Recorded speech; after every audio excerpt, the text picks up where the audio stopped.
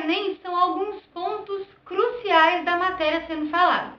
Então, por favor, não esperem que nesse vídeo a gente vai falar da ditadura militar como um todo de uma forma completa. Afinal, foi um dos maiores períodos que a gente viveu aqui no nosso país, de 64 até 85, com bastante informação para a gente conhecer. Por isso, eu vou trabalhar aqui alguns pontos cruciais para a prova do Enem. Por exemplo, as últimas questões que caíram têm muita relação ou com os AIs, que a gente vai falar nesse vídeo, ou com os aspectos culturais da ditadura militar, ou com as diretas já. E é por isso que eu vou pegar cada governo e falar os pontos principais. Combinado? Primeiro de tudo, a gente tem que falar sobre o golpe militar. Afinal, estávamos vivendo um período de Guerra Fria no mundo. E isso é bastante considerável para a ditadura militar, já que os Estados Unidos tinham muito receio do crescimento da esquerda na América Latina. Afinal, Cuba sofreu uma revolução e acabou se tornando socialista. E para evitar esses tipos de revolução aqui na América Latina, os Estados Unidos apoiaram financeiramente algumas ditaduras, incluindo a nossa. O golpe, então, foi uma junção dos militares e dos conservadores aqui do Brasil e do financiamento dos Estados Unidos. Essa junção aconteceu no governo de João Goulart e ele é retirado do poder quando entram então os militares. O primeiro presidente vai ser Castelo Branco. E aí a gente já começa com os famosos AIs. Mas, Tati, o que é um AI? AI, então, chamado ato institucional, são atos utilizados pelos militares para perpassarem a Constituição, para irem além da Constituição e fazerem as próprias regras sem precisar do apoio do Congresso. Mais uma vez, a gente tem que lembrar que é uma ditadura. E para quem não sabe, um governo ditatorial vai fazer ao máximo para que o poder executivo tenha poder maior do que o legislativo e o judiciário. Lembra dos vídeos anteriores que a gente falou desse equilíbrio? Na ditadura militar, esse equilíbrio não acontece. O AI-1, então, vai definir essa questão da eleição indireta, fazendo com que o Castelo Branco não precisasse do voto do povo para ser eleito, e só os votos do Congresso. Além disso, vai dar poder para cassar mandatos, para cassar, então, mandatos daqueles que eram contra a ditadura militar, vai aumentar o poder executivo do jeito que eu disse e também vai suspender direitos políticos. Dessa forma, Castelo Branco é eleito. Nesse governo também vem a Lei de Segurança Nacional, que vai perseguir aqueles contrários ao regime. Mas naquela época, a gente tem que pensar que é uma época de Guerra Fria, essa Lei de Segurança Nacional era justificada com a questão dos comunistas, do perigo que os comunistas ofereciam. Enfim, todo aquele terrorismo em cima da ideologia comunista ou ideologia socialista. Também no Castelo Branco vem o Plano de Ação Econômica do Governo, chamado PAEG. Esse plano vai tentar, então, diminuir a inflação, contendo os gastos públicos e também o arroxo salarial. Também foi criado o FGTS, o famoso Fundo de Garantia. Na verdade, anteriormente, as questões trabalhistas dificultavam bastante a questão da demissão do trabalhador. O FGTS facilitaria um pouquinho essa questão da demissão, mas também daria uma indenização para o trabalhador. E é por isso que o Fundo de Garantia é criado nessa época do Castelo Branco. Também foi criada uma nova moeda, o Cruzeiro Novo. Nesse contexto, surge o AI-2. AI-2 que é famoso pelo bipartidarismo. O bipartidarismo faria com que todos os partidos deixassem de existir e apenas dois prevalecessem. A Arena, que era um partido dos militares, e o MDB, chamado de partido de oposição. Então, todos que eram contrários à ditadura militar, obrigatoriamente, tinham que fazer parte do MDB. O AI-2 também garantiu a questão das eleições indiretas para presidente, fazendo com que apenas o Congresso votasse em presidente e dava cada vez mais poderes ao Executivo. Também no governo do Castelo Branco que surge o AI-3, garantindo eleições indiretas agora, não só mais para presidente, como no AI-2, mas também para governador e prefeito. Observem que todos os cargos do Executivo, então, eram eleitos de forma indireta. E também veio o AI-4. O AI-4 é o surgimento da Constituição Ditatorial de 1967.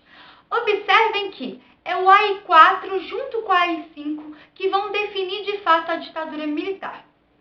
Mas por que você está falando isso, Tati? Seguinte, a ditadura militar, no início, o golpe militar, foi uma desculpa, um pretexto de que nós estávamos sofrendo uma ameaça comunista e precisaríamos, então, reorganizar o governo. Bom, essa ameaça e essa reorganização, então, seria algo transitório, seria algo provisório. E o governo militar, então, tinha essa desculpa de ser algo provisório. Faz sentido algo provisório ter uma Constituição? Não faz muito sentido. O AI-4, definindo a Constituição, então, aumenta a impopularidade do governo ditatorial. Afinal, essa Constituição garantia esses poderes todos voltados para o Executivo. Em 67, então, vem o governo do Costa e Silva. É nesse governo que aumenta essa questão dos movimentos contrários ao governo. Lembrando que os estudantes, a UNE, desde o início da ditadura militar, foi reprimida, foi fechada. E claro que os estudantes não ficaram quietos e sempre se mobilizaram contra a ditadura. Até que em um desses momentos de protesto, o estudante Edson Luiz, no Rio de Janeiro, foi assassinado. E vem então um maior movimento contrário à ditadura, e vem a primeira passeata em 68, chamada da Passeata dos 100 mil. Tudo isso contrário à violência e repressão que a ditadura utilizava. Junto com esses movimentos vieram os movimentos grevistas, muitos localizados em São Paulo e Minas Gerais. E também a gente não pode deixar de fora a questão cultural da ditadura militar, que é bastante rica e muitos surgem com o engajamento com relação a essa ditadura. Não podemos deixar de falar do Chico Buarque, do movimento tropicalista, entre outros. Inclusive, a prova já cobrou sobre o tropicalismo. Esse movimento é bastante conhecido durante a ditadura e eu quero que vocês tomem cuidado que é um movimento sim com relação política, mas não era o único objetivo do tropicalismo. O tropicalismo esse, comandado por Caetano e Gilberto Gil, tinham motivos além da ditadura militar para se reunirem. Eles eram a contracultura, eles então vangloriavam a mistura, a heterogeneidade da cultura, juntando elementos da cultura brasileira com a cultura exterior. Coisa que na época não era bem vista, já que muitos aqui no Brasil eram conservadores com relação a isso. Para vocês terem uma ideia, todo mundo detestava a guitarra nesse momento, o rock and roll, sabe? E o tropicalismo vem trazendo esses elementos e misturando com vários elementos da nossa cultura brasileira. Quando eu digo vários, são vários mesmos. A questão das religiosidades, das matrizes africanas, entre outras coisas. Eu nem adoro esse tipo de movimento, já que mistura bastante e traz vários elementos para a gente analisar. Existiu também a Jovem Guarda, que é um movimento cultural sim, mas não tem relação com o engajamento. Já ouviu alguma música do Roberto Carlos, do Erasmo Carlos? Já ouviu ele falando de algum engajamento político ou mais da questão do amor e do Calhambeque? Sem nenhuma crítica à Jovem Guarda, mas lembrando que ela não tinha esse engajamento que a gente falou aqui. E no dia 13 de dezembro de 1968, vem o famoso AI-5. Percebam que, até 68, esses 5 AIs são de extrema importância. São esses AIs que são trabalhados em prova. Isso não quer dizer que foram os únicos AIs decretados pela ditadura militar, mas são os mais importantes. O AI-5, então, mais ainda. Muitos dizem que ele é o fechamento do regime, que ele, então, é a rigidez do regime militar, já que ele dá mais poderes ainda ao presidente, já que ele fecha o Congresso Nacional e também decreta fim ao habeas corpus e decreta a censura de uma forma mais violenta. Mas, Tati, o que é habeas corpus? O que vocês precisam saber é que, graças ao habeas corpus, a prisão não é algo tão facilitada, já que a gente é livre até que se prove o contrário. O habeas corpus é essa garantia. Também é a garantia da gente responder em liberdade. Tenho certeza que você já viu algum filme, algum seriado falando do habeas corpus. Bom, Se então eu decreto o fim do habeas corpus, o Estado tem poder de prender quem ele quiser, a hora que ele quiser, de uma forma muito mais simples. E isso é simplesmente tirar o nosso direito de ir e vir de uma forma tranquila, fazendo com que a rigidez do sistema militar de fato ocorra a partir do AI-5. Em 69, Médici assume devido a problemas de saúde de Costa e Silva. E o governo de Médici é o que o AI-5 vai agir de fato. E é por isso que os anos desse governo são chamados de anos de chumbo. Além disso, tem vários órgãos que eu vou colocar aqui para vocês que definiam essa questão da censura, da repressão, da tortura, de várias mortes que ocorreram nesse governo. Também, graças ao AI-5, surgem várias guerrilhas chamadas de guerrilhas de esquerda, guerrilhas armadas. Afinal, são elas que vão querer combater a ditadura militar com a força. Um dos exemplos mais conhecidos é o caso da nossa ex-presidenta Dilma Rousseff, que fez parte, então, dessas guerrilhas. O governo do Médici é chamado de auge da ditadura militar, não só por essa questão dos anos de chumbo, mas também devido ao milagre econômico. Milagre esse que é chamado dessa forma graças ao crescimento de 11% do nosso país na época. Além disso, muitas multinacionais foram instaladas e obras faraônicas foram colocadas em prática, como a Transamazônica, que hoje sofre muitas críticas, e também a ponte Rio-Niterói. O governo Médici aproveitou bastante dessa questão não só do milagre econômico, mas também da vitória na Copa de 70 para engrandecer o nosso país e engrandecer, lógico, junto o governo militar. E é por isso que vem a questão do ufanismo, vangloriar o país e o governo com diversas propagandas.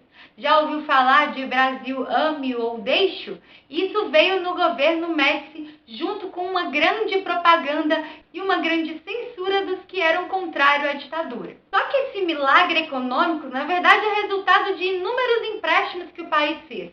E junto com esses empréstimos, é claro, vem uma grande dívida, vem inflação, e na década de 70 vem a crise do petróleo. E o petróleo era um produto de extrema importância não só para o milagre brasileiro, mas para o mundo como um todo. Essa crise do petróleo vai afetar muito a gente, já que éramos dependentes do mercado externo e do capital externo, e é por isso que a partir de 73 a gente sofre crise econômica, e na década de 80, que é conhecida como década perdida no mundo inteiro, devido a esse problema com o petróleo, a gente também sofre as consequências. Outra coisa importante de se ressaltar é que o milagre econômico ele deu sim crescimento para o país, mas ao mesmo tempo ele ocasionou o aumento da desigualdade do nosso país, fazendo com que a classe popular sofresse bastante, enquanto a classe média tinha um poder de compra aumentado. O governo Geisel de 74 vem justamente nesse contexto de crise do petróleo e crise econômica brasileira. Além disso, a América Latina estava passando por um período de redemocratização. Uai, como assim? Não foi só no Brasil que teve ditadura militar apoiada pelos Estados Unidos. Também teve na Argentina, Uruguai, Chile, e esses países estavam sofrendo então esse processo de redemocratização. E Geisel propõe então uma abertura lenta, gradual e segura. Mas esse discurso é justamente seguro para os militares, que ele vai ter várias propostas que vão favorecer os militares. Mesmo depois de duras críticas com relação aos militares de linha dura, Geisel coloca fim ao AI-5 e à censura. É também nesse mesmo contexto que o caso de Vladimir Herzog acontece. Vladimir era um jornalista contrário à ditadura militar e ele foi questionado, torturado e depois morto pelos militares. Além disso, os militares tentaram forjar um suicídio com essa imagem que vocês estão vendo aqui, que é claro que não foi um suicídio. E é por isso que os militares nesse período sofreram duras críticas e cada vez mais o movimento contrário a esse governo ditatorial crescia. Nessa época também surge o Pacote de Abril, que são várias medidas com relação às eleições para então colocar essa abertura em prática. Mas na verdade vai dar mais vantagens ainda para os militares.